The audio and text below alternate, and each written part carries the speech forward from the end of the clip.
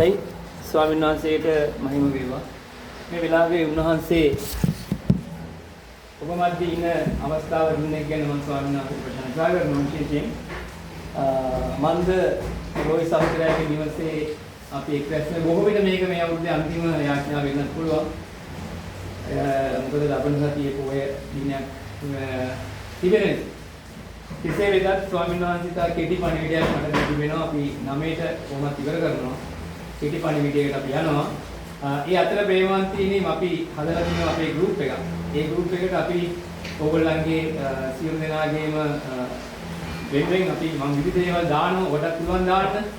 අපි එකමුතු වෙලා ස්වාමීන් වහන්සේ තුල අපි ගමනක් යන්න ඕනේ. හරිද? ඒකටයි මේ ඔක්කොම කියාවෙන්නේ. හොඳයි. ඉතින් ඒක නිසා කියන්න බොහෝ දේවල් තිබුණත් මම අද දවසේදී මගේ දේව පණිවිඩයට යනවා. ඒකේ මාතෘකාව තමයි ජය ගන්නාට ලැබෙන සිහසුන. ජය ගන්නාට ලැබෙන සිහසුන. තමයි මගේ පණිවිඩයේ මාතෘකාව. ජය ගන්නාට සිහසුනක් ලැබෙන බව. උන්වහන්සේගේ වචනේ සඳහන් වෙනවා. හොඳද? අපි යමු ඉන්ද්‍රරාව තුන්වෙනි පරිච්ඡේදයේ 21 වෙනි පදය අය බලමු. ඉන්ද්‍රරාව තුන්වෙනි පරිච්ඡේදයේ 21 වෙනි පදය.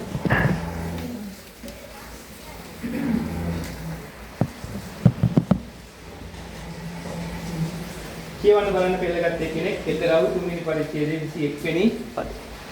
මම ජයගෙන මාගේ පියාණන් වහන්සේ සමග උන්වහන්සේගේ සිංහාසනයේ ඉඳගත් සේම ජය ගන්නාට මාගේ සිංහාසනයේහි මා සමග ඉඳ ගන්නට දෙන්නෙකි. ආමෙන්. ස්වාමීන් වහන්සේ ඉල්ලරව් පොතේ තුන්වෙනි පරිච්ඡේදයට අපි ගියොත් 21 වෙනි පදේ. තුන්වෙනි පරිච්ඡේදයේ 21 වෙනි පදේ තමයි අපිට එසේ සඳහන් වන්නේ.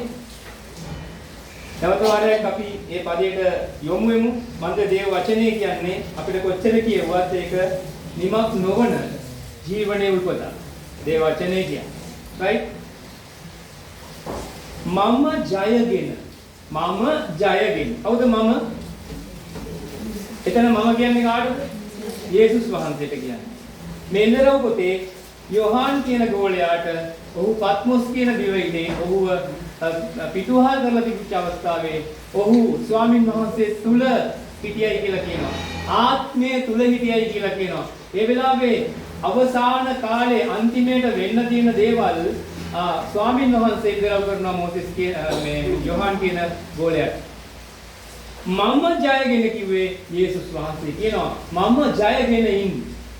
මෙතන යේසුස් වහන්සේ කියනවා මම ජයගෙන මගේ පියාණන් වහන්සේ සමග උන්වහන්සේගේ සිංහාසනයේ ඉඳගත්ෙම. ළඟම ප්‍රේමවන්තේ යේසුස් වහන්සේ කුරුසිපත් වෙලා මලුන්ගෙන් නැගිටලා ස්වර්ගයට ඔසවාගෙන ලැබුවට පස්සේ ස්වාමීන් වහන්සේ කියනවා මම පියාණන්ගේ දකුණු පැත්තේ සිංහාසනයේ ඉන්නවා කියලා. සිංහාසන. මෙතන මේ දේව වචනෙන් මම මගේ මේ පණිවිඩය ආරම්භ කරනවා. ජය ගන්නාට මම ජයගෙන මගේ පියාණන් වහන්සේ සමග උන්වහන්සේගේ සිංහාසනයේ ඉඳගත්සේම ජය ගන්නාට එන කාටද? ඒ යන්න ඔබ මම ජය ගන්නාට කියන්නේ අපි. ප්‍රේමවන්තනි මෙතන විශේෂ දෙයක් මම මේ සමගම ඔබත් එක්ක බෙදා ගන්නවා. සිංහාසනය. සිංහාසනයක් ගැන කියනවනේ නේ? මොකද්ද සිංහාසනය? යේසුස් වහන්සේ දැන් සිංහාසනයක මේ වෙලාවේ වාඩි වෙලා ඉන්නවා. මොකද්ද මේ සිංහාසනය? ඔව් කියන්න බලන්න මේ අපි මේ කතා බහ කරගන්න අවස්ථාව. මොකද්ද සිංහාසනය කියන්නේ? ස්වර්ගය. තව උත්තර දෙන්න. සිංහාසනය. ආධිපත්‍යය. ඉස්ස සිංහාසනය. සිංහාසනය ගැන කියවනේ. අයි බලමුද? ගීතාවලිය 11:4. ගීතාවලිය 11:4ට යමු. ගීතාවලිය 11:4ට ගිහිල්ලා අපි 11:4 කියවමු. ටික ශබ්ද කරලා කියවන්න. ගීතාවලිය 11:4. ස්වාමීන් වහන්සේ ස්වර්ගීය ශුද්ධ මන්දිරයේ වැඩ සිටිනසේක. ස්වාමීන්ගේ සිංහාසනය ස්වර්ගීය. උන්වහන්සේගේ ඇස් වලින් මනුෂ්‍ය පුත්‍රයන් බලා අසුභිය ඔව් ඇති. ස්වාමීන් වහන්සේගේ සිංහාසනය කොහෙද? ස්වර්ගයේහිය. ප්‍රේමාන්තිනි අපි ස්වර්ගය, ස්වර්ග රාජ්‍ය, දේව රාජ්‍ය කියන විවිධ වචන මම පස්සේ දවසක ඔබත් එක්ක දේශනා කරන්න යනවා. අපි ඉතින් ඉන්න ස්වර්ග රාජ්‍ය, දේව රාජ්‍ය, ස්වර්ගය ගැන මම ඔබට දේශනා කරන්නේ. අද මම ඒක නෙමෙයි කතා කරන්නේ. සිංහාසන. ස්වර්ගය සිංහාසනයේ බව තව දෙයක් කියනවා. යෙසායා 66 පළවෙනි පරිච්ඡේදයේ යෙසායා කියන ඒ අනාගත වක්තුවලගේ පොතේ පොත් 66 පරිච්ඡේද 66 තියෙනවා. බයිබලයේ පොත් 66යි යෙසායාගේ පොත් පරිච්ඡේද 60. අන්තිම පරිච්ඡේදයේ පළවෙනි පද. ඉක්මනින් කියන. අපි මේ වචනේ ගොඩක් හැරෙන්න යනවා. මන්ද ස්වාමීන් වහන්සේගේ වචනේ. ස්වාමීන් වහන්සේ මෙසේ කියනසේක අහස මාගේ සිංහාසනය පොළව මාගේ පාපුටුවය. එතන කියනවා අහස මාගේ සිංහාසනය පොළව මාගේ පාපුටුවය. අපි තවත් වචනයක් බලමු. මතෙව් පස්වෙනි පරිච්ඡේදයේ 34 සහ 35. මෙතන කියන්නේ ඒ සම්බන්ධව. යේසුස් වහන්සේ තමයි කියන්නේ. මතෙව් 5:34 සහ 35.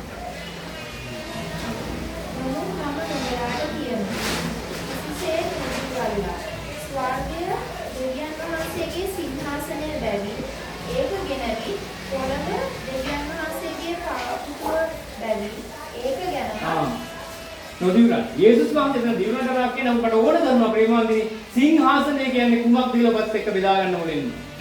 ස්වර්ගය මාගේ සිංහාසනය පොළව මාගේ පාපුටුව. පැහැදිලිද? අපි හිතන් ඉන්න ඒ මේ ලෝක ලස්සන සිංහාසනය කැටෙන් කපලා එහෙම තියෙන එකේ වහන්න මෙහෙම කරන් ඉන්නවා. ස්වර්ගය වුණා. ඉහි අපිවත් ඉන්දනවා කියලා තියෙන්නේ මොනව කරොත්ද? ජය ගත්තොත්. යේසුස් වහන්සේ ජය ගත්තා. අපිටත් තියෙනවා ජය ගන්නාට මාගේ සිංහාසනයේ මාත් එක්ක ඉඳ දෙනවා. ඒ කියන්නේ මාගේ ස්වර්ග රාජ්‍යය තමයි එතන ස්වාමීන් වහන්සේ සිංහාසනයේ නමින්. මේ වචනේ බැලුවා. මේ වචනේ බැලුවා සිංහාසනය කියන්නේ දේව රාජ්‍ය සංසි කටින්ම කියනවා. ස්වර්ගය මාගේ සිංහාසනය, මාගේ සිංහාසනේ ස්වර්ගය, පොළව මාගේ පාපුටුවේ කියලා. හොඳයි. අන්න එතෙන්ට යන්න මොනවද කරගන්න ඕන? මොකද්ද ගන්න ඕන? අකුරු දෙකේ වචනයක්. ජය. මොහොකින්ද ජය ගන්න ඕන? යේසුස් වහන්සේ මොහොකින්ද ජය ගත්තේ ප්‍රේමවන්තේ? යේසුස් වහන්සේ මොහොකින් ජය ගත්තේ?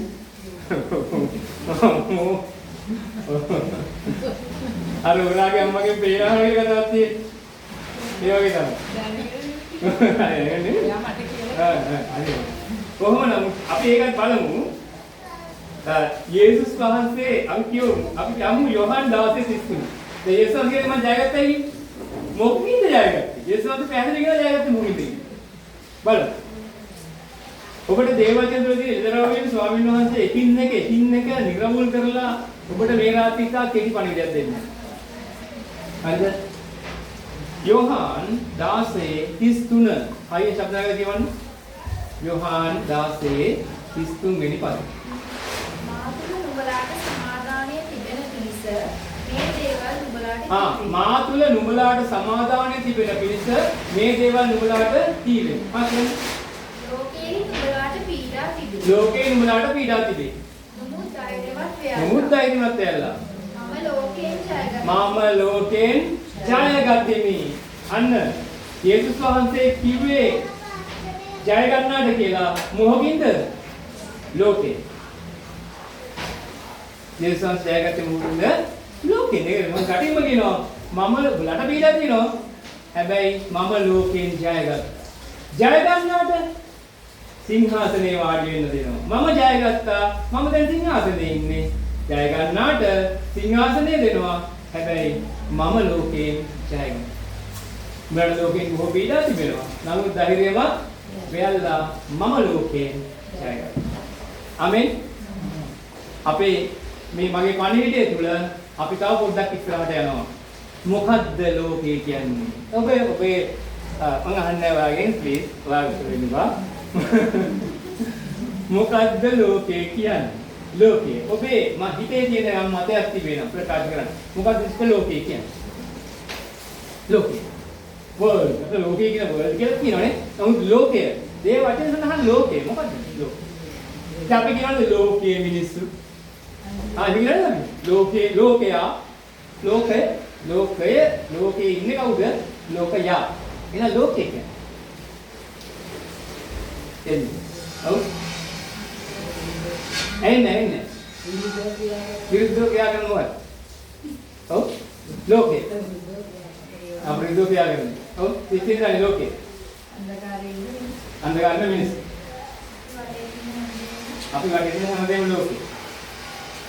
සදිශා සිස්ටම් උත් කියන උත්තරය ලෝකේ. මම උඹට බයිබලෙන් කියන ලෝකේ කියන්නේ මොකද්ද? තාපොතේ. ආච්චියෙන් බැලුවා. හා? කිසිම ආච්චියෙන් බැලුවා. ඔය මම කියන්නේ ලෝකේ කියන්නේ මොකක්ද? හොඳයි. ලෝකේ කියන්නේ මොකද්ද කියන එක ගැන බලන්න යනවා. අපි බලමු පළවෙනි යෝහාන්ට වෙල්ලන්නේ. පළවෙනි යෝහාන් තාම මගේ පණිවිඩයට හරියට ආවේ නැහැ. මම ඉන්න හදන්නේ මේ පසුබිමත් එක්ක ඔබත් එක්ක සම්බන්ධ වෙලා. ලෝකය කියන එක පළවෙනි යෝහාන් පෙළගත්තා නම් දෙවෙනි පරිච්ඡේදයේ 15 හා 16 ශබ්ද ලගන නැවතිල්ල කියන්නේ. පළවෙනි යෝහාන් 2 15 හා 16 මෙන්න ලෝකය කියන එක නිර්වචනය කරලා දෙනවා අපිට දේ වචනේ. ලෝකය කියන්නේ මෙන්න මෙහෙම එකක්. මේක තමයි ලෝකය. හරි කියමු. ලෝකයටවත් ලෝකයේ තිබෙන දේවල්ටවත් ප්‍රේම කරන්නේ. හරි. යමෙක් ලෝකයට ප්‍රේම කරේ නම් පියාණන් වහන්සේ කෙරෙහි ප්‍රේමය උදුර නැත. එතන තාම ලෝකය ගැන නිර්වචනය කළේ නෑ. දැන් කියනවා ලෝකය. හා. මක්නිසාද ලෝකයේ තිබෙන සියල්ල නම් මානසික තෘෂ්ණාව. මානසික තෘෂ්ණාව, ඇස්වර තෘෂ්ණාව, ජීවිතයේ අහංකාරකම පියාණන් වහන්සේගෙන් නොව ලෝකයේ. ආමෙන්. මොකද ඒ තුන පුතා කියන්නේ? මානසික තෘෂ්ණාව, ඇස්වර තෘෂ්ණාව, ජීවිතයේ අහංකාරකම. මේ තුනම සඳහන් මිනිස්සුන්ට අපි කියන්නේ ලෝකයා කියලා.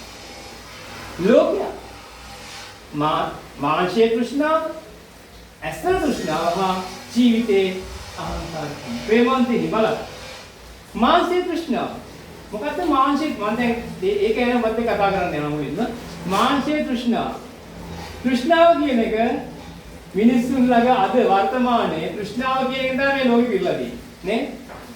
මාංශය පිනවන දේ, මාංශය සතුටු කරන දේ, මාංශය පිනවන්න යමක් කරනවා නම් ඒක අපි දන්නවා අපේ බඩ ඉන්නවා අපි කනවා. බඩ ඉන්නවම කන එක මාංශ තෘෂ්ණාවද? බඩ ඉන්නවම මොනවද කන එක මාංශ තෘෂ්ණාවද? නේ? ඒක ශාරීරික අවශ්‍යතාවය. නමුත් බඩ ජාරිකම මානසික තෘෂ්ණාව. ඒ කාල ආයෙත් තමයි. ආයෙ කවුරුන් මොකද කනවද දැක්කොත් ආයෙ කන්න කෙලවුණා. අන්න මානසික තෘෂ්ණාව. මානසික තෘෂ්ණාව. වෛශ්‍යාකම මානසික තෘෂ්ණාව. අපවිත්‍රකම මානසික තෘෂ්ණාව. ඒවා කරන අයට අපි කියන ලෝකය. ඇස තෘෂ්ණාව. ඇස් දෙකෙන් යමක් දැකලා ඒ පිළිබඳව ඇති වෙන ආශාව ප්‍රේමවන්තිනි විශේෂයෙන් එකක් ඔබට කියන්න ඕන තියෙනවා මේ වචනයක් හෙබ්‍රෙව් බයිබලේ මාංශයේ ඒක විස්තරය මෙහෙමයි මාංශයේ තෘෂ්ණාව කියලා කියන්නේ අකැප දෙයක් එපයි කියපු දෙයක් අපි ආස කරනවා නම් එපයි කියපු දෙයක් අපි ආස කරනවා නම් ඒක තෘෂ්ණාව තේරුණාද එපයි කියපු දෙයක් අපි ආස කරනවා නම් ඒක තෘෂ්ණාවක් වෙනවා. පොඩ්ඩක් හිතලා බලන්න ඔබේ ජීවිතය තුළ. එපයි කියපු දේ කොහෙද එපයි කියපු දේ තියෙන්නේ? එපයි කියපු දේ කොහෙද තියෙන්නේ? යමක් එපයි කියපු දේ කොහෙද තියෙන්නේ? එකක් දේ වචනේ තියෙනවා. අනික සුද්ධාත්මයන් වහන්සේ පොතේ ඉඳන් කතා නේද? එපයි කියපු දේ. අකැප දේට අපි ඇස් දෙකෙන් මේක බලනවා නම් අපි ඒක කන් දෙකෙන් අහනවා නම් අපි ඒකට අපේ මාංශයේ ආශාව ඇති වෙනවා නම් ඒක තෘෂ්ණාව. කොහෙන්ද මේ තෘෂ්ණාව වඩන්නේ? හොඳයි.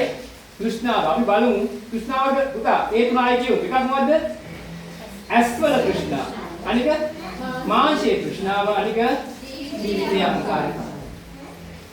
මම මීට ඉස්සර සතියේක ඔබට ඒදම වෙන සහ ස්වාමීන් වහන්සේ පරීක්ෂා කිරීම ගැන කතා කරා නේද? ඒකත් එක්කම මට ලැබුණු තවත් සම්බන්ධතාවයක් ගැන අද මේ කතා කරන්නේ. මේ ලෝකයට තෘෂ්ණාව කියන එක ඇස්වල තෘෂ්ණාව, මානසික තෘෂ්ණාව හා ජීවිතය අහංකාරකම කියන තුනම ඒදන් වෙනින් තමයි යන්නේ. ප්‍රේමවත්නි ඒදන් වෙනින් මේ තුන්වෙනි උප්පත්ති පොතේ තුන්වෙනි පරිච්ඡේදය කියලා කියන්නේ මුළු බයිබලයේම ඒ මත රැඳිලා තියෙනවා. මොකද උප්පත්ති තුන්වෙනි පරිච්ඡේදය. අපි යමු තුන්වෙනි පරිච්ඡේදය. උත්පත්ති තුන්වෙනි පරිච්ඡේදයට ගියොත් අපිට යමක් බලා ගන්න පුළුවන්. අපි බලමු. ග්‍රීක වචනයක් තියෙනවා එපිතූමියා කියන. මොකද්ද ග්‍රීක වචනේ? එපිතූමියා කියන්නේ what? එපිතූමියා. ඒක මේ සිංහල නෙවෙයි ග්‍රීක. එපිතූමියා කියන්නේ සහනම් කළ දෙයට ඇතිවන ආශාව තෘෂ්ණාවයි. තේරෙනවද? ග්‍රීක බයිබලයේ හිබ්‍රේව භාෂාවෙන් ලියුණා, ග්‍රීක භාෂාවෙන් ලියුණා නේද? අරාබි භාෂාවෙන් ලියුණා. ඒකෙදි ග්‍රීක භාෂාවෙන් ලියුණු මේ වචනේ තමයි එපිතූමියා කියන්නේ තහනම් කළ දෙයකට ඇතිවන ආශාව. දැන් ඔබ දන්නවා ඒ ධම්ම වෙල මොකද්ද සිද්ධිය. අපි යමු. හොඳයි. මුලින්ම කතා කරනවා මාංශයේ තෘෂ්ණාව. උපත්ති තුනේ 6. මෙන්න එපිතූමියා එක පටන් ගත්ත අවස්ථාව.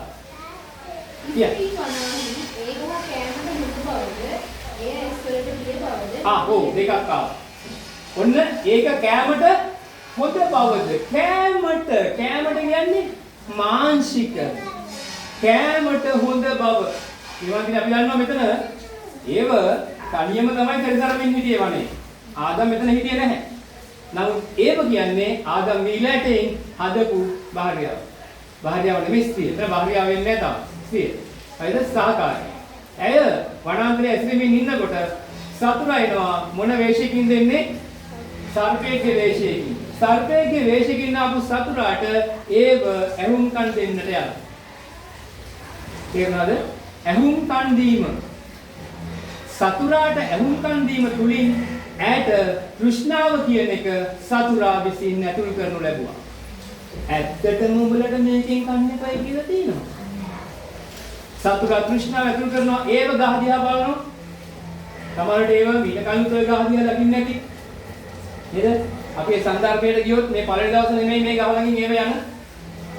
ආදම් කියලා තියෙන්නේ නැති. ඔය ගහ දිහා බලන්නවත් එපා. නේද? දෙවියන් වහන්සේ කිව්වා ඕක බලන්නවත් එපා, ඕක අල්ලන්නවත් එපා, ඕක කන්නවත් එපා කියලා. ආදම් තාම ඉන්නේ මතේ. නමුත් ඒව තනියම ඇවිදිනවා. තනි වෙනවා කියලා කියන්නේ තෘෂ්ණාවට ගොඩක් වෙලාට සතුටට පුළුවන් අපේ තනිවීම තුළ අපිට විවිධ තෘෂ්ණාවන් අපේ හදවතට ගේන්න. පැහැදිලිද? අපි තනි වුණාම, අපි තනියම ඉන්නකොට, ඔබ ගෙදර තනියම ඉන්නකොට ඔබ කරන එක දෙයක් මම ප්‍රකාශ සමහර අය තනියම ඉන්නකොට ටග්ගල ෆෝන් එක තමයි අපදන්නේ. තනියම ඉන්නකොට ෆෝන් එක අපදන්නේ. දේශනාවක් අහන්න ගන්න. නෑ. තනියම ඉන්නකොට ෆෝන් එක අතට ගන්නේ Facebook එකට. මෙහෙම පේනවා මැවිලා. මේ අර කොක්කා වගේ එෆෙක්ට්. එෆෙක්ට් එක මැවිලා පේන්නේ. මැවියක් නෑ. අර තියෙන්නේ වහන්නේ. අන්න ඒක ඉහළ පහළ යන්න පටන් ගන්නවා. ඒව තනියම සක්මන් කරා. අර වනාන්තරේ නැත්නම් ඒදන් වියනේ. ඔබ තනියම සක්මන් කරනවද Facebook එකත් එක්ක? ස්වාමි පුරුෂය වැඩට ගිහිල්ලා ළමයි ඉස්කෝලේ ගිහිල්ලා නැත්නම් මම බස් එකේ යනවා බස් එකේ බහින්න තැන ටික දුරයි ඩේටාක් තියෙනවා ෆෝන් එකේ අන්න Facebook එකට යනවා ඉහළ පහළ යන්නේ නේද? ඔකට ගියාම ඉහළ පහළ නේද යන්නේ? අපි කවුරුත් ඉහළ පහළ යන්නේ. දැන් මමත් මේ කතා කරන මටත් ඒක අදාළයි. අපි යන්නේ ඉහළ පහළ. ඒ රැවිද්දේ සක්මන් කර. අපි ඉහළ පහළ. අන්න ඇස්වල තෘෂ්ණාව හා මාංශයේ තෘෂ්ණාව සත්‍යගෙන පෙන්නන. ශාමීකේ ලස්සන මා ටී-ෂර්ට් එකක්. මම සරල දේවල් කියන්නේ. මේ ටී-ෂර්ට් එක මට ගන්න නැත්තම් අහෝ ගන්න. පාළුද? ඉවරටයි කවදි හරි දෝහපලයක් අපි බලනවා. දේශපාලඥයෙක්ගේ කතාවක් අපි අහනවා. සමාජයට ලංකිත කෙනාට ඇහෙන නිසා අපි ඉයර්ෆෝන් එක ගහගන්නවා. සතුරා ඒවට තෘෂ්ණාව ඇති වෙන ආකාරයට ඒක ප්‍රෙසන්ට් කරා කියන්නේ ඉදිරිපත් කරා. ප්‍රේමවන්තිනි සතුරට හොඳ ප්‍රෙසන්ටේෂන් එකක් තියෙනවා. මොකද්ද ප්‍රෙසන්ටේෂන් කියන්නේ? ඉදිරිපත් කිරීම. ඔබට ලස්සන දෙයක් ඉදිරිපත් කරනවා සතුට. ඔබ ආස හිතන විදිහට ඉදිරිපත් කරනවා සතුට. ඒ ආස හිතන විදිහට ඉදිරිපත් කරපු ගමන් අපි එපිතූමියා. මොකද එපිතූමියා කියන්නේ? තහනම් කළ දෙයට ආශාව. සුදානනෝද කියනවා අනේ පුතේ ඕක හොඳ නෑ. ඕකට යන්න එපා. ඕක නවත්තන්න. Excuse me සුදාත්මයන් වහන්සේ please මට කල්පනා කරන්න. මම එපිතූමියා පොඩ්ඩක් කරලා කියලා අපි එපිතූමියා. කෘෂ්ණාව. අපි දන්නවා ඒවට S2 කෘෂ්ණාව මාරු අසයි මේක. අන්න අපි අර පළවෙනි යෝහන් පොතේ කියපු පළවෙනි ලෝකේ ක්‍රියාව එනවා. ලෝකයට ආරම්භ වෙනවා. කාගෙන්ද? සමාවෙන්න අපි ඉස්ලියන්ද? ඒවට. ඉස්ලෙගෙන් තමයි ඒක ආරම්භ වන්නේ. තේරුණාද? ඉස්ලෙගෙන් ඒක ආරම්භ වෙනවා. S2 තෘෂ්ණාව. මේක රසත් ඇති මහ ලස්සනයි. අර අපි අර කතා කරපු දෙක ආවනේ පුතාට. මොකක්ද දෙකක්? S තෘෂ්ණාව ලෝකයේ කියන්නේ S තෘෂ්ණාව මාංශේ තෘෂ්ණාව. ඒ දෙකම ඉපදෙනවා තනියම සක්මන් කිරීම තුල. ප්‍රේමන්තිනේ ඔබට තනියම ඔබ තනියම නෙමෙයි. ඔබ කවුද උත්තර කවුද ඉන්නේ? සුද්ධාත්ම. ඔබ තනියම දාන්නේ. ඔබ හිතුවොත් රෝයි සහෝදරයත් නෑ මම වරව තේරුම් ගන්න එපා. සාදීෂත් නෑ කවුරුත් නෑ සිත සරෝජිනී ගෙදර තනියම. එපිදූමිය. අරජාගන්නේ වචනේ තහනම් කළ දෙයට ආශාව වීම. නමුත් ඔබතුල ඔබ තනි වෙලා නැහැ. ඔබතුල කවුද ඉන්නේ? සුද්ධාත්මයන් වහන්සේ. මේ වෙලාවට මම ඔබට දෙන පණිවිඩය තමයි ගන්න දේව වචනයක්. එතකොට කිසිම අනවශ්‍ය දෙයක් වෙන්නේ නැහැ. කිසිම අනවශ්‍ය දෙයක් මතක් වෙන්නේ නැහැ. අපිට කවුරු හරි බැනපු එකක්, අපිට නිඳා කරපු එකක්, අපිට අපි හොදක් කරන්න කියලා අරුවට අපිට නරකක් කියාපු එකක් මේ දේවල් මතක් වෙන්නේ නැහැ. දේව වචනේ අතර ගන්න. අන්න ඒක තමයි සුද්ධාත්මයන් වහන්සේ ඔබට දෙන පණිවිඩයක්. එපිතුමියගෙන්. අපි ඉස්සරහට. පුතා තුන්වෙනි කාරණාව කිව්වේ මොකද්ද? මොකද්ද කිව්වේ? අහංකාරකම. ජීවිතේ මොකක්ද ජීවිතේ අහංකාරකම කියන්නේ? මම ඔක්කොන්ට වඩා ඉහළ. මම මේක ඇන්දොත් මාන ගතියට තියෙයි. අර මොකද්ද? මමනේ. මේක කෑවොත් මම ලස්සන වෙනවා. මේක ගෑවොත් මම ලස්සන වෙනවා. මේක ගෑවොත් මගේ කොණ්ඩේ පොළවේ ගෑවිලා මෙහෙනුත් එනවා. මේක මේ ක්‍රීම් එක මූණේ ගෑවොත් සුදු වෙලා කාන්ති කඩා හැලෙන්න ගන්නවා. කාන්ති ඉස්සල වැටෙනවා. පැහැදිලිව කියන්නේ. ඒවට එනවා පුතා ජීවිතේ අහංකාරකම. කියවන්න පොඩ්ඩක් ඒ නවත්තපු තැනින් අර මේ මෙව ගහ අර උත්පත්ති තුනේ 6 අන්තිමට ගන්න. මෙන්න වෙච්ච දේ. ලෝකයට අමුණු හැටි ලෝකයේ ලෝකයේ. ත්‍රිවණන්ති ඒගහ කැමර හොඳ. කැමර සුදුයි. ඒ ඇස්වලට පියයි. නුවණ ලැබීම සඳහා ආශා වීම. නුවණ ලැබීම සඳහා ආශා වීම. මම කියන්නේ නුවණ කියන නරක දෙයක් කියලා. නමුත් මේක විද්‍යාත්මකව මේ නුවණ ලැබීමට අන්න ජීවිතයේ අහංකාරකම කියන එක යක්ෂයා ඉපදුවා ප්‍රේමවන්තේනි ඈතුල කරුණු තුනම සම්බන්ධ වුණා නේද? පළවෙනි යෝහාන් පොතේ කියාපු ඇස්වල තෘෂ්ණාව, මාංශයේ තෘෂ්ණාව හා ජීවිතයේ අහංකාරකම කියන තුනම යට ඇවිල්ලා ඈ මොකද කරේ? අඩාගත්තා ගෙඩිය කෑල්ලක් කෑවා ගිහිල්ලා තමන්ගේ මහත්තයාට දුන්නා. අන්න ලෝකය කියන එක නිර්මාණය වෙනවා. ලෝකේ නිර්මාණය වෙනවා. නේ? දැන් අපි ආඥා කරනවා. ස්වාමීන් වහන්සේ ආඥා කරනකොට මේ ලෝකයාව ගැනීමට කියන්නේ. ලෝකයේ මිනිසුන්ට දේ වචනේ කියනවා. ලෝකේ කියන වචනේ අපි ඔලි පිරලා තියෙනවා ලෝකේ. අපි ලෝකේ කියන එක හරියට දන්නේ නැතුව ලෝකේ ගන්න. ලෝකයේ තියෙන කරුණු තුනක්. ඒක තමයි ලෝකය. අස්ව තෘෂ්ණාව, මාංශේ තෘෂ්ණාව හා ජීවිතය අහංකාරය. මේක මම නෙවෙයි කියන්නේ. මේ කියන්නේ සුද්ධාත්මයන් වහන්සේ. මේ කියන්නේ දේව වචන. අපි දේව වචනෙන් තොරව අපේ කිසිදු දේශනාවක් නැත. සුද්ධාත්මයන් වහන්සේ කතා කරන්නේ දේව වචන තුලින් පමණයි. ඒ තමයි සැබෑව. මම ඊට කලින් ඔබට කියලා දෙනවා. සැබෑව කියලා කියන්නේ දේව වචනෙන් තුලින් පමණයි. හොඳයි. යේසුස් වහන්සේ ජයගත්තා කියනවා නේද? දැන් ඔයගොල්ලන් දැන් මම මේ දේශනාව කලින් කරලා තියෙන කොටසක් යේසුස් වහන්සේ ලෝකෙන් ජයගත්තා කියුවා නේද? හොඳයි යේසුස් වහන්සේ ලෝකෙන් ජයගත්තේ කවදද කොතනද කොයි අවස්ථාවේද? යේසුස් වහන්සේ ලෝකෙන් ජයගත්තා කියවනේ ඔය වෙලාවට ජයගත්තා. ආවුවා පස්සෙන් හිතන්නේ බා යේසුස් වහන්සේ ජයගත්තේ කොයි අවස්ථාවේද?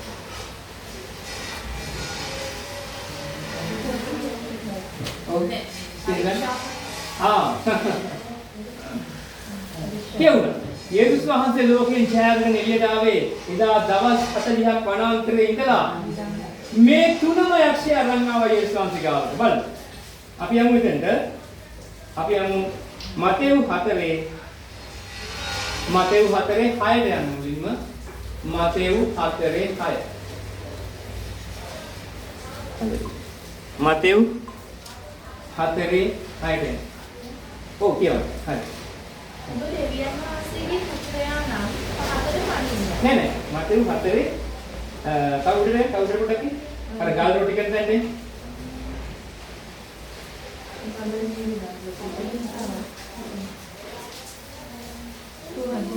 තුනේ ඉඳගෙන එවිට පරීක්ෂකයා උන්වහන්සේ වෙතට ඇවි ඔබ දෙවියන් වහන්සේගේ පුත්‍රයා නම් මේ ගල් රොටි වෙන්න අනකර කන්නයි කිව්වේය. ඒ ටික නවත්ත ගන්න තියාගන්න. ඔබ දෙවියන් වහන්සේගේ පුත්‍රයා නම් දැන් යේසුස් වහන්සේ දන්නවා දෙවියන් වහන්සේගේ පුත්‍රයෙක් කියලා. යකක් දන්නවා. ඔබ දෙවියන් වහන්සේගේ පුත්‍රයා නම් මොකද කරන්නේ කිව්වේ මේ ගල් ගලක් පෙන්නනවා. යේසුස් වහන්සේ සමහරට ගල දිහා බලන්නත් එක්ක. ගලක්නේ පෙන්නන්නේ. මේ මන්දිරේ ඒ පරිසරය තුල තිබුණා ඉතා පැතලි නිකන් සුදු පාට ලස්සන ගල්. ඔබ දැකලා සමහරකට ඔබ ගියොත් එහෙම මොකක් හරි ගඟක් ගලාගෙන යන තැනකට එහෙම ඔය මම දැකලා තියෙනවා මම ගෙදරට තරන් ආවා එහෙම ගල්. හරිම මටසිලුටු ලස්සන රවුම් ගල්. තේරුණාද? යක්ෂයා යේසුස් වහන්සේගේ ඇත්තට යොමු කරනවා ගලට යේසුස් වහන්සේට බඩගිනි. බඩගිනි ශාරීරික අවශ්‍යතාවයක්. දැන් ගල දිහා බලන්නලු. එපිටෝමි. යේසුස් වහන්සේ කියන්නේ දෙවනි ආදම්. යේසුස් වහන්සේ කියන්නේ කීවෙනි ආදම්ද? දෙවනි ආදම්. එතකොට මේ දෙවනි ආදම්ට ඒ වෙනකොට බාහිරාවක් නැහැ. නෑ නේද? නෑ. නමුත් පළවෙනි ආදම්ට අර අවස්ථාවේදී සහකාරී හිටියා. බාහිරාව වුණ සාක්ෂි බාහිරාව වුණා. ඒ සහකාරී තමයි කැලේ ඇවිදින්මින් ගියේ. යනකොට තමයි එපිටෝමියා ඇහවු. යේසුස් වහන්සේට කාම බාහිරාවක් නැහැ. යේසුස් වහන්සේ යක්ෂයාට කියනවා යකෝ ඔබ දැනගනින් මාත් එක්ක සෙල්ලම් හරියන්නේ නැහැ. තහනම් කරපු දේ මම කන්නේ ගල් තහනම් රොටි කරගන්න බෑනේ ගල් රොටි කිරීම තහනම්. යේසුස් වහන්සේ අවස්ථාවේදී මේ පරීක්ෂාවේ බුදුම විදිහට ජයගත්තේ මේ වචනේ කරන කොටගෙන ප්‍රේමවන්තිනි පැහැදිලිද? සමහරක් වෙලාවට අපේ ජීවිතේ ඔබට මෙවැනි අවස්ථාවන් හෙට උදා වෙයි. තව පොඩ්ඩකින් උදා වෙයි. ලොකු ලාභ දින දෙයක් උදා වෙයි. ලොකු අවස්ථාවක් ඔබට උදා වෙයි. නමුත් ඒක තහනම් කරපු දෙයක් නෙවෙයි. යන්න එපා ඒක. ගන්න එපා ඒක. බලන්න එපා ඒක. අල්ලන්න එපා ඒක. ඇයි? එපිටුම්. මේ වචනේ මතකෙද කියන්නේ? එපිටුමියා කියන්නේ තහනම් කළ දෙයට ආශා වීම හේවත් තෘෂ්ණාව. මේ තෘෂ්ණාව ඇති වෙන්න අපිට අපේ ශරීරයේ තියෙන පංචේන්ද්‍රියන් නේද? ඇස් දෙක තියෙනවා. බාහනකම ඉන්ද්‍රිය ඇස් දෙක. කන් දෙක තියෙනවා. ඊළඟට භයානකම ඉන්ද්‍රිය කන් දෙක. නාසය තියෙනවා, කට තියෙනවා, දිව තියෙනවා, සම තියෙනවා. ඒ වගේම අපේ සෝල් එක තියෙනවා. අපේ ප්‍රාණය තියෙනවා. මේ සංවේදී මේ දේවල්. සංවේදී උනේ කවදා ඉඳලාද මේ මම මෙච්චර සංවේදී වෙන්න ගත්තේ? ඒ ගන්නේ. නේද? දෙවියන් වහන්සේගේ නැත් වෙච්ච මොහොතේ පටන් මේ ලෝකයට එනවා ලෝකෙම සම්පූර්ණ ලෝකේ කියන එක මේ ලෝකෙට ආවේදා. ඔවුන් මොකද කරේ ඉඳන් වෙන්නේ? එළෙව්. ඉඳන් ඉඳගත්තද? එළෙව්. පැහැදිලිද? එදා මේ එල්ලලා කියනවා උඹ වෙහෙස වෙලා බර උසුලලා කියලා වෙන්නේ නැහැ. වෙහෙසින් උඹ හම්බ කරගෙන කනවා මේ මූණේ දාඩිය තියෙනවා. ඔවුන් මතකයි යේසුස් වහන්සේ කිව්වා වෙහෙස වෙන්නව බර උසුලනව සියල්ලෙනි මා වෙතට වගේ මගේ සහනේ තිබේ මගේ පිළිගහ පාසුය මාගෙන් ඉගෙන ගන්න කියලා. වෙහෙස වෙන්නා වූ බර උසුලන්නා වූ සෙනග ඉන්න බව යේසුස් වහන්සේ කොහොමද දන්නේ? ආදම් එළියට දාලා කිව්වේ උඹ වෙහෙස වෙනවා. උඹ වෙහෙසලා තමයි මම හම්බ කරන්නේ. එදා තමයි වෙහෙස වෙන බර උසුලන සෙනග මේ ලෝකෙ දී වෙන්න පටන් ගත්ත දවසේ. තේරුණාද? අන්නේ වියගහේ, ඒ යක්ෂයාගේ වියගහ, ලෝකයේ වියගහේ යේසුස් වහන්සේ අපව මුදලා උන්වහන්සේගේ සිංහාසනයේ වාඩි කරවන්න තමයි ස්වාමීන් වහන්සේට ඕනේ අවශ්‍ය වුණේ. හලෙලුයා. අපි තව පොඩ්ඩක් බලමු. පළහැට ගියා. උන්වහන්සේ උත්තර දෙමින් මනුෂ්‍යයා දෙවියන් වහන්සේගේ මුඛයෙන් නික්මෙන සියලු වචන වලින් ජීවත් වෙනවා මිස රොටි පමණකින් ජීවත් නොවන්නේ යයි කියා ලියා තිබේ. ඔන්න ඒ සාන්ති ලස්සන උත්තර දෙනවා. දැන් ඒව ලස්සන උත්තර දුන්නාද? නෑ. හැබැයි ඔය මෙහෙම එකක් කිව්වා නේද? මොකද්ද කිව්වේ? අපිට ඉතින් මේ ගහෙන් කන්න එපා කියලා තියෙනවනේ. යටින් හිතනවා. නෑ. සම්මුතම්. යටින් උඩින් කියනවා. අපිට ඉතින් කන්න එපා කියලා කියනවනේ. ඒ වුණාට කඩායක් කළා නැද්ද? කඩායි. පැහැදිලිද? එපිටූමියා නොවි එපිටූමියා වෙන අවස්ථාවන් අපේ ජීවිතේ උදා වෙනවා. යටින් කියන අපු කරන්න බෑ. හොරෙන් කරේ. ඒ හොරෙන් කරන වෙලාවේදී හිතන්නේ ස්වාමින් වහන්සේ මේක දකින්නවද නැද්ද කියලා. පැහැදිලිවම කියන කතාව. නමුත් යේසුස් වහන්සේ උත්තර දුන්නේ දේව වචනේ. ඒකයි මම ඔබට කිව්වේ. තනියම ඉන්නකොට කල්පනා කරන්න එපා. වෙච්ච දේවල් මවා ගන්න එපා. උඩකට අපි කරනවා වෙච්ච දේවල් හිතෙන් මවා ගන්නවා. චිත්‍රයක් වගේ මැවෙනවා වෙච්ච සිද්ධිය. අපි ඒක මෙනෙහි කරන අපි ඒ තුළ ජීවත් වෙනවා. පැහැදිලිද? නමුත් මේ වහන්සේ ඒක නෙමේ සුද්ධාත්ම වහන්සේ රාත්‍රියේ කියන්නේ දේව වචනේත් එක්ක සම්බන්ධ වෙනවා.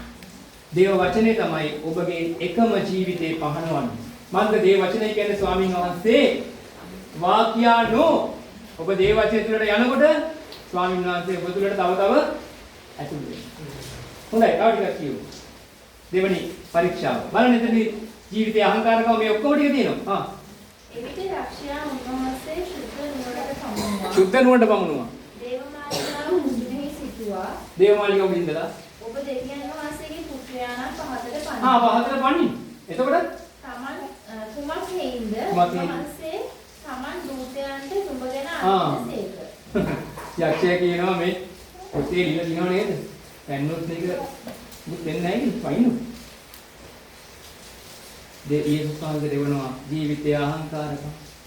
මම පහින් පොඩි වෙන්නේ. හොඳ කරපම් පහින් නැද්ද කියලා. ප්‍රේමන්ති මේ දවස්වල ඔබ දැකලා ඇති ඉන්දික තොටවත්ති කියලා මිනිස්සේ ඇස් දෙක අන්ධයි. බයිබලයේ යේසුස් වහන්සේ භික්ෂුවක්ලු. යේසුස් වහන්සේ ආවලු මේ කොහෙද ඉන්දියාවට ඇවිල්ලා බුදුහාමුදුරුවන්ගෙන් ඉගෙන ගත්තලු යේසුස් වහන්සේ ඊළඟ බුදු. ඔයගේ නම කිව්වේ මොන බුදුද? ඊසානාතලු. යේසුස් වහන්සේ කියන්නේ ඊසානාතලු. අපි මේ බලන්න කොටද නේ ඔබට කියන්නේ බලන්න. එතකොට මේ මිනිස්සුත් එක්ක මේ මිනිස්සු මෙහෙම කියනකොට අපේ සමහර පූජකවරු උත් එක්ක වාද විවාද වලට යනවා. මම ඒක කොහෙත්ම අනුමත කරන්නේ නැහැ. ඒ දන්නවද? ඔහු යේසුස් වහන්සේ කියන මෙලොව වස්තුවක් දන්නේ නැති නිකන් එහෙම මෙහෙම කෑලි හොලගත්ත මිනිහෙක්. ඔහුගේ කටින් කියවන දේවල් නිසා යේසුස් වහන්සේගේ නාමයෙන් මක් වෙනවද? අගෞරවයටපත් වෙනවා. ඒක නිකන් හරියට ගල් රොටි කරනවා වගේ වැඩක්. පැහැදිලිවම කියන්නේ. ගල් රොටි කරන්නේ යන්නේ අපි. පැහැදිලිද? අන්න ඒක නිසා මේ දවස්වල ඉතාමත්ම පරිස්සමෙන් ජීවත් වෙන්න ඕනේ. මන්ද සුද්ධාත්මනාංශ කොට කියනවා. මේ අන්තිම කාලෙත් අන්තිම පොඩ්ඩ. ස්වාමීන් වහන්සේ කොයි මොහොතක මධ්‍ය ආකාශයේ අපට අඬ ගහගෙන දන්නේ නැහැ. සුද්ධාත්මයන් වහන්සේ අපිවත් අරගෙන එතෙන්ද යන්න බලාගෙන ඉන්න වෙලාවක්. ඒක නිසා අපේ ජීවිත අපි සූදානම් කරගත යුතු කාලයක් මේ මන් දෙන්නේ. ස්වාමීන් වහන්සේගේ වචනය තුළින් විවිධ ආකාරයෙන් අපට උන්වහන්සේ කතා කරන්නේ අපව තවදුරටත් පිරිසිදු කරලා පවිත්‍ර කරලා රන්මෙන් නැගියෙන්න ස්වාමීන් වහන්සේ අපිට කතා කරනවා. පුතා අනිත් එක තියෙනවා. ඔව් බලන්න කියවන්න. නුඹේ පය යම් හේකින් ගලක නොවදින පිණිස ඔව්හු තමුන්ගේ අත්පිට නුඹ මුද්‍රා ගන්න ඕනේ කියා තිබේයි උන්වහන්සේට කීවේය. යේසුස් වහන්සේද තාගේ දෙව් ස්වාමීන් වහන්සේ පරීක්ෂා නොකරව. කියා තිබේයි ඔහුට කිව්වේ. බලන්න ලෝකයෙන් ඡය ගන්න ප්‍රේමවන්තිනි මොකක්ද අපිට ඕන වෙන්නේ? දේව වචනය. ලෝකයෙන් ඡය ගන්න වචනයයි ඕන වෙන්නේ. දේව වචනේ අපි තුල තියෙනවනම් අපි ලෝකෙන් ජය ගන්නව තමයි. ලෝකෙන් ජය ගන්නවා කියන්නේ ඇසල තෘෂ්ණාව, මානසික තෘෂ්ණාව හා ජීවිතයේ අහංකාරකම. මේ ටික ආපු ගමන් මේ මිනිස්සයා ලෝකේ තේරෙන්නේ යනවා හේයන. අර ටිකත් එක්ක තමයි ජීවිතේ තියෙන්නේ. අවසාන අවස්ථාවේදී යේසුස් ඊළඟට ඒකට යන්න තීන්දුව කරනවා. ඔව් මොකද? නැවතත් යක්ෂයා උන්වහන්සේ ඊට ස්කන්ධකට පමුණුවා. ස්කන්ධයට පමුණුවා. ලෝකයේ සියලු රාජ්‍යයන්ද ඔක්කොම පෙන්වනවා. එහි ආශ්‍රයයද උන්වහන්සේට පෙන්වනවා. ඔබ බිම වැටී මට නමස්කාර කරන්නෙහි නම් මේ සියල්ල ඔබට දෙන්නේ උන්වහන්සේ. ඒ සියල්ල බිම වැටලා මට වඳින්නකෝ. දැන් ප්‍රේමන්තනි යේසුස් මොකටද එන්නේ කියලා අපි කවුරුත් දන්නවා ආවේ. කුරුසිපත් වෙලා නේද? යක්ෂයාව පරාජය කරලා අපිට සදාකාල ජීවනය දෙන්න. එහෙම නැත්නම් මේ ලෝකයේ අයිතිය ලබාගෙන අපිට දෙන්න. යක්ෂයා කියලා ඉතින් ඔච්චර නටන්න ඕනේ. මට කොට වදින්නකො. වැන්ද ගමන් ඔක්කොම හරිනේ අපරාධේ මැරෙන්නේ තේරුවන් නැහැ. මොකද වෙන්නේ? මැරෙන්නේ මොකද? මට වැන්දනම් ඔක්කොම මේ මටනේ අයිති දැන් මේ ටික. ආදමු වේවයි මට මේක දීලා ගියේ එළියට. ඒකකින් මට මේකයි. යේසුස් කියනවා මොකද? එවිට යේසුස් වහන්සේ සාතන් අහක්ව යව. මක්නිසාද තාගේ දෙව් ස්වාමීන් වහන්සේට නමස්කාර කරව. උන්වහන්සේට පමණක් සේවය කරවයි ලියා තිබේ. ලියා තිබේ කියලා කියනවා. අන්න යේසුස් වහන්සේ ලෝකෙන් ජය අරගෙන වනාන්තරයෙන් එළියට එනවා. යේසුස් වහන්සේ ලෝකෙන් ජය අරගෙන වනාන්තරයෙන් එළියට එනවා. ඊට පස්සේ තමයි යේසුස් වහන්සේ මම ඒ ටික ඔබට දේශනා කරා ගිය සතියේ විස්තර සතියේ. ගිය සතියේද කොහෙද? මොකද්ද ගිය සතියේ නෙමෙයි අපේ ගෙදර ගිය සතියේ තිබුණේ. නේද? යේසුස් වහන්සේ ආවට පස්සේ උන්වහන්සේ කුරුසිපත් වෙලා, උන්වහන්සේ මරණයටපත් වෙලා, උන්වහන්සේගේ හෙල්ලෙන් යන්නා ලේයි වතුරයි තමයි ආවේ. අන්න ස්වාමීන් අපි දන්නවා ආදම්ගේ ඇලෙන් තමයි ගත්තේ ඉලෑටය. ඒ ඉලෑටෙන් තමයි හැදුවේ බාහිරිය. යේසුස් වහන්සේගේ ඇලේට තමයි යන්නේ. හැබැයි ඉලෑටයක් නෙමෙයි ගත්තේ මොනවද ආවේ? ලේයි වතුරයි. ලේයි වතුරයි. ලේ සමාන කරනවා උන්වහන්සේ අපි දන්නා උන්වහන්සේ ලේ. උන්වහන්සේ ලේ වැගුරු අපි ආඥා කරනකො ලේ වැගුරුේ මාංශයි මගේ පාපෙ නිසායි මාව විලදී ගත්ත ලේ විලදී ගත්ත. වතුර වචනේ සහ උන්වහන්සේ රුධිරයෙන් තමයි උන්වහන්සේ සභාව නිර්මාණය කරේ. ඒ සභාව තමයි උන්වහන්සේගේ මන මාළිය. ඒ මන මාළියව ලෑස්ති කරන්නේ ශුද්ධාත්මයන් වහන්සේ කියන මැදිහත් කරු. ඒ ශුද්ධාත්මයන් වහන්සේ මනාලිය සූදානම් කරලා බලන් ඉන්නවා. ස්වාමීන් වහන්සේ එන මොහොතේදී අපි ඔක්කොම අරගෙන මධ්‍ය ආකාශයට යන්න. හalleluya. අන්නේ ලස්සන බලාපොරොත්තුවට යන්න. ලෝකෙන් ජය ගන්නාට දේව රාජ්‍යයේ නැත්නම් ස්වර්ගයේ සිංහාසනයේ වාඩි වෙන්න මම වගේ වාඩි වෙන්න උඹලට අවස්ථාව දෙනවා. අපි සෙල්ලම් කරන එකක් නෙවෙයි. අපි ගැන හිතනවා විදිහ වැරදි. ඒක ලෝකේ අහංකාරකම නෙවෙයි. අපි දෙවියන් වහන්සේගේ දරුවෝ. අපි දෙවියන් වහන්සේගේ රාජ්‍යයේ ස්වර්ග රාජ්‍යයේ උන්වහන්සේ සමග සිංහාසනාරූඪ වෙන්න ඒ ඔටුනු පළඳින්න ඉන්න සෙනඟ. එහෙනම් ඇයි අපි මෙහෙම ඉන්නේ? අපි කොච්චර දැන් මේ දිනේ කිව්වොත් ඇයි නිදාගෙන ඉන්නකොට දැකපු දර්ශනේ මේ ස්වාමීන් වහන්සේ විවිධ ක්‍රම වලින් අපිට කතා කරන්නේ ඇයි? අපි හැම කෙනෙක්ම උන්වහන්සේට ඕන මධ්‍ය ආකාශ දිනුන ගහින්න. අපි හැම කෙනෙක්ම උන්වහන්සේගේ සිංහාසනයේ වාඩි කරවන්න උන්වහන්සේට ඕන. සදාකාල ප්‍රීති. සදාකාලයේ හරි හිතන්න තමයි. අපි මේ අවුරුද්දක් කුකුයි වගේ වෙලාවට දවසක් ගත කරනකොට එපා වෙන අපි තාම දවස් ඉවරනේ නැහැ. සදාකාලයේ පොඩි දෙන්නම. සදාකාලයේ ඉවරයක් නැති ප්‍රීතිය ස්වාමීන් වහන්සේ සමග ජීවත් වීමේ වර්ණනාන්තට ලබා දෙනවා. හalleluya. ආමේන්. මේ කුඩා දේ වචනේ තුල ස්වාමීන් වහන්සේ අපිට කතා කරනවා. උන්වහන්සේ ලෝකෙන් ජය අපි ඇස්සසාගෙන. අපි ඇස්සසාගෙන. ස්වාමීන් වහන්සේ ලෝකයෙන් ජය